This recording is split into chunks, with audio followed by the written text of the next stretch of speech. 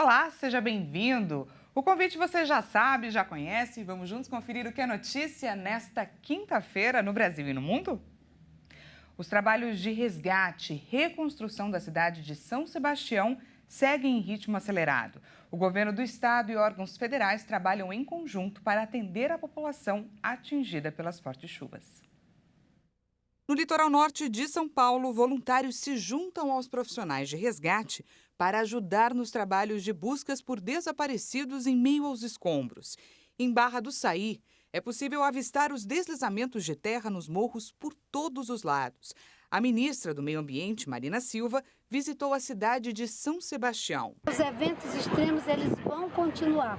Já temos uma mudança do clima. Agora é a gente trabalhar para transformar toda essa dor, toda essa catástrofe em um exemplo de uma política pública que ajude a prevenir isso nos mais de 1.800 municípios que vivem a mesma situação que São Sebastião. O trabalho é constante, envolvendo equipes municipais, estaduais e federais. Evacuamos bastante feridos, removemos corpos, estamos prestando apoio logístico, estamos colocando socorristas e bombeiros e fazendo as substituições. Estamos trabalhando intensamente com a nossa engenharia para desobstruir as principais vias que dão acesso, principalmente à Barra do Saí, lá onde estão concentradas os maiores esforços no momento. Para recomeçar os trabalhos de assistência humanitária e reconstrução das áreas mais atingidas pelas chuvas, o governo federal já liberou mais de 7 milhões de reais só para o município de São Sebastião. Foi uma orientação que nós demos a pedido do presidente Lula que os planos das prefeituras não ficassem apenas na ajuda humanitária, mas que já fosse também trabalhando os planos de restabelecimento e de reconstrução das cidades, dos problemas que aconteceram. E o Corpo de Bombeiros de Santa Catarina confirmou nesta manhã que encontrou o corpo da possível vítima da queda da Ponte Pêncil, na divisa com o Rio Grande do Sul. Quem traz para a gente mais detalhes é a repórter Michele Veiga, direto de Criciúma. E o Corpo de Bombeiros Militar de Santa Catarina confirmou que o jovem Braia Grande, de 20 anos, acabou sendo vítima do colapso da ponte entre os municípios de Passo de Torres e Torres, entre o estado de Santa Catarina e Rio Grande do Sul. A ponte colapsou na última segunda-feira pela madrugada, onde jovens a atravessavam. O jovem Braia teve o seu sinal de GPS rompido por volta das 2h21 da manhã. Por isso, a família acionou o Corpo de Bombeiros e as buscas começaram.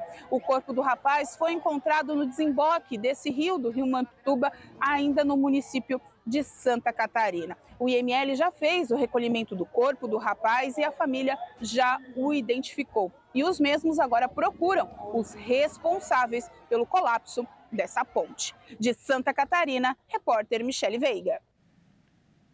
O Ministério da Agricultura articula uma estratégia para tranquilizar os países importadores da carne brasileira após a confirmação de um caso de vaca louca registrado no Pará. A preocupação é assegurar que se trata de um caso isolado e que não há razões para o fechamento dos mercados. As exportações de carne bovina à China foram suspensas, seguindo o protocolo sanitário entre os dois países. O Ministério da Agricultura descartou a existência de risco para o consumidor.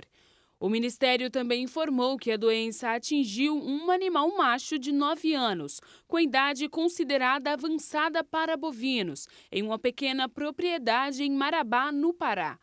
O animal era criado em pasto, sem ração, e teve a carcaça incinerada na fazenda, que foi interditada pelo governo do estado em caráter preventivo.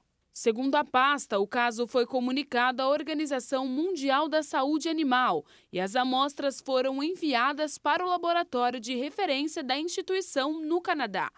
Após análise, o laboratório vai poder confirmar se o caso é atípico ou sem risco de transmissão para outros bovinos e para humanos. Esta é a segunda vez em 1 ano e meio que o Brasil suspende a exportação de carne bovina para a China. De setembro a dezembro de 2021, o país asiático maior comprador de carne do Brasil suspendeu as compras após 2 casos atípicos em Minas Gerais e em Mato Grosso.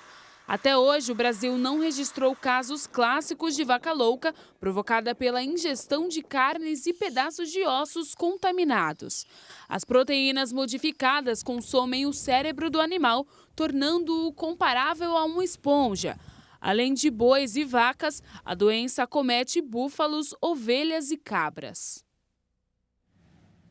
E no Camboja, autoridades de saúde informaram nesta quinta-feira a morte de uma menina por gripe aviária. A doença raramente é transmitida para humanos, mas o crescimento do número de casos tem deixado diversos países em alerta. Esse foi o primeiro óbito por gripe aviária relatado no Camboja desde 2014. Uma menina de 11 anos foi internada em fevereiro com tosse e dor de garganta em um hospital pediátrico da capital do país e morreu poucos dias após o teste positivo para o vírus H5N1, uma cepa altamente contagiosa. A doença ataca principalmente as aves, mas raramente também pode infectar humanos. De acordo com a Organização Mundial da Saúde, nos últimos 20 anos, 868 casos foram confirmados e 457 mortes foram registradas em todo o mundo. A OMS já pediu aos países um reforço da vigilância diante do risco de transmissão da doença para mamíferos, após vários casos serem registrados em raposas, lontras e leões marinhos. Somente nas Américas, 16 países já registraram casos de gripe aviária. 6 deles fazem fronteira com o Brasil. De acordo com o Ministério da Agricultura do Brasil, nenhum caso da doença foi registrado no país. 2 casos estiveram em análise na região sul, mas foram descartados após testes negativos. A pasta de Agricultura afirmou ainda que, caso o problema chegue por aqui, o país está preparado para enfrentar a doença e continuar garantindo as exportações de aves. E antes de encerrar, olha só, os melhores skatistas do país abrem a temporada de competições nacionais em Santa Catarina. Além de buscar a conquista da etapa, eles estão de olho em uma vaga para as Olimpíadas de Paris. A repórter Michele Veiga volta com mais informações para a gente. Criciúma, no sul de Santa Catarina, mais uma vez abre a etapa nacional do circuito de skate, categoria que faz pontuação para os principais circuitos mundiais do mundo e também é uma disputa acirrada para que os skatistas façam a composição da seleção brasileira visando as Olimpíadas de 2024 em Paris. Um dos pontos principais são as ações do street.